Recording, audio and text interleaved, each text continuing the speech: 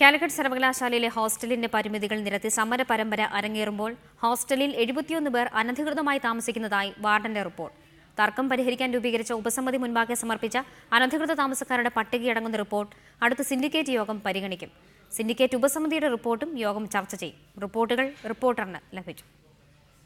കാലിക്കറ്റ് സർവകലാശാലയിലെ ഹോസ്റ്റലുകളുടെ അസൗകര്യങ്ങളുടെ പട്ടികയെടുത്താൽ ഒരുപാട് നിരത്താനുണ്ട്. അതുകൊണ്ട് തന്നെ സർവകലാശാലയിലെ ഇപ്പോഴത്തെ പോർമുഖവും ഹോസ്റ്റൽ പ്രശ്നമാണ്. 310 പേർക്കാണ് പുരുഷ ഹോസ്റ്റലിൽ താമസ സൗകര്യമുള്ളത്. ഹോസ്റ്റൽ വാർഡൻ സിൻഡിക്കേറ്റ് ഉപസമിതിക്ക് നൽകിയ റിപ്പോർട്ടിലെ കണക്ക് പ്രകാരം 295 പേർ ഇവിടെ താമസിക്കുന്നു. വിവിധ വിഭാഗങ്ങളിലായി 99 വിദ്യാർത്ഥികൾ പ്രവേശനത്തിന് കാത്തു നിൽക്കുന്നു. ഇനിയാണ് ഹോസ്റ്റൽ വാർഡൻ സിൻഡിക്കേറ്റ് ഉപസമിതിക്ക് നൽകിയ കണക്കിലെ പ്രധാന ഭാഗം. 71 വിദ്യാർത്ഥികൾ കോഴ്സ് പൂർത്തീകരിച്ചവരാണെന്നാണ് വാർഡന്റെ കണക്ക്. അതായത് ഇത്രയും പേർ അനധികൃത താമസക്കാരാണെന്ന് ചുരുക്കം. അതേസമയം ഹോസ്റ്റൽ പ്രശ്നം പഠിക്കാൻ നിയോഗിച്ച സിൻഡിക്കേറ്റ് ഉപസമിതിയുടെ റിപ്പോർട്ടും പുറത്തുവന്നു. 853 ലക്ഷം രൂപയുടെ നിർമ്മാണ പ്രവർത്തനങ്ങൾ വേഗത്തിൽ പൂർത്തിയാക്കണമെന്ന് നിർദ്ദേശിക്കുന്ന റിപ്പോർട്ടും റിപ്പോർട്ടറിന് ലഭിച്ചു. നാളെ ചേരുന്ന സിൻഡിക്കേറ്റ് യോഗം ഉപസമിതി റിപ്പോർട്ടും പരിഗണിക്കും. റിപ്പോർട്ടർ, കോഴിക്കോട്.